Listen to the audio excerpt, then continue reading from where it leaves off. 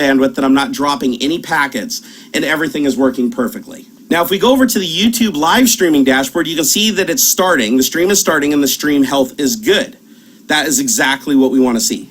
And now it says I'm live. So right now I am live to YouTube, guys, with that composition that we just set up, and we should see it showing up here in just a second. And there it is. We are now live. All right, and I am now playing the game. Got my arrow keys here. But you can see I have the webcam up in the corner while I'm playing the game. And from my point of view, let me show you guys what I'm seeing. So now you guys are seeing exactly what I'm seeing on the screen right now. You don't see the OBS dashboard. You don't see anything like that. You just see me playing the game. I can run and I can jump. I don't see my webcam up in the corner. I'm just playing the game. Now you will suffer some frame rate drop from this because encoding video through OBS is actually fairly expensive. So you're going to want a decently high-powered system with a decently high-powered graphics card, or you're going to want to set those settings down a little bit lower. All right, so open up OBS. You can see right here I still have myself up in the corner. I have the game footage in the background, and for some reason I'm frozen. I don't know why I'm frozen up in the corner. I shouldn't be frozen. And this is probably weird for all the guys watching the live stream. I'm quite literally live streaming me making a video on showing how to live stream using OBS. So this is a little bit weird, guys, and the stream's going to go offline and come, and everybody's really confused. This is a little bit weird, guys, and the stream's going to go offline and come online a couple of times throughout this. So now if you want to stop the live stream, you just click the stop streaming button. And at this point, you are no longer live streaming. And now you can see from the YouTube dashboard that I am no longer live streaming. It says that I'm offline, and chat is still going, and everybody's really confused as to why I'm live streaming and why they can't hear sound. It's because my microphone was being used for the recording of this demo and not by the OBS running in the virtual machine. I know that is very confusing. Just forget you heard it. All right, let's go back to preview stream, and you can see I'll go ahead and enable my webcam.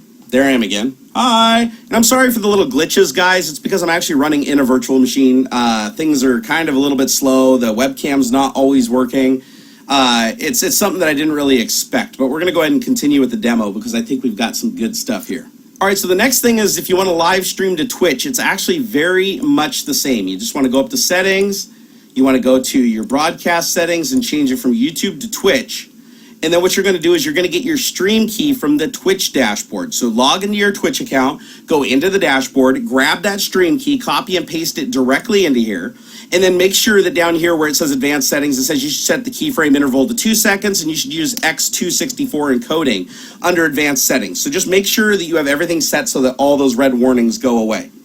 That is literally the only difference. And currently, you can only stream to Twitch or YouTube at one time. If you want to stream to both services at the same time, you're going to need to use OBS Studio because it's going to have future support for that. But the old version of OBS, you can only stream to one or the other at a time. All right, so now I'm going to show you guys how to up your game a little bit and make things look a little bit more professional. So what I'm going to do is I'm going to open up Adobe Photoshop on my system. You can use any program you want, MS Paint, whatever. It doesn't really matter what graphics editor you use. I'm going to demonstrate something here that will make you look like a lot more professional live streamer. So we're going to go ahead and just create a new image, and we want that image to be the same size as our stream, which is 1920 by 1080 or 1280 by 720. But you want to opt for a larger resolution, or at least an equal resolution to whatever you're ever planning on live streaming at, because you can downscale it, but when you upscale it, it looks like crap. Let's go ahead and hit OK. And now we have a big white box. So what are we going to do with this big white box? Let's go ahead and drag in an image. Open up my little photo folder here. I have a little matrix background. I'm going to go ahead and just drag that out there. And now I have an image as my background. I'm going to go ahead and rasterize that layer because that'll allow me to edit it.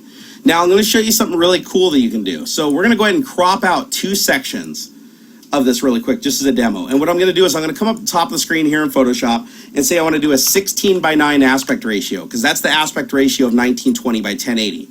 So I'm going to go ahead and just create a box, like, let's say about like that, and I'm just going to hit delete and cut it out. So now what I'm going to do is I'm going to double click over here on the matrix background. I'm going to say I want to do a drop shadow. Again, this is just my own personal preference. I'm just doing this as a little demo for you guys. So I'm doing a little drop shadow. You can see there's some shadowing on the edge there. And then I'm going to cut out another box, but I want this one to be a 4 by 3 for my camera. And we'll just put it over here. Just a little demo. So we'll just put it right there. And we're going to cut that out too. And it still has the same drop shadow effect because it's associated. So now I've got some stuff on here. Let's go ahead and drag in another graphic just so I can demonstrate this point. Let me pull in Barnacules Thinking. So here I am right here. I'm going to put this down in the corner. I'm going to shrink it down just a little bit. Let me lock the aspect ratio. If you guys would like to see me do a tutorial on how to use Photoshop for some simple things too, let me know, because I use it a lot. I'm not a pro at it, but I know a couple of things. So let's go ahead and do that, and then let's go ahead and pull in my Barnacules Nerdgasm logo. So let's go find one of the logos. All right, so here we have my logo. I'm going to go ahead and lock the aspect ratio and just shrink it down. And we're just going to stick it down here in the corner somewhere.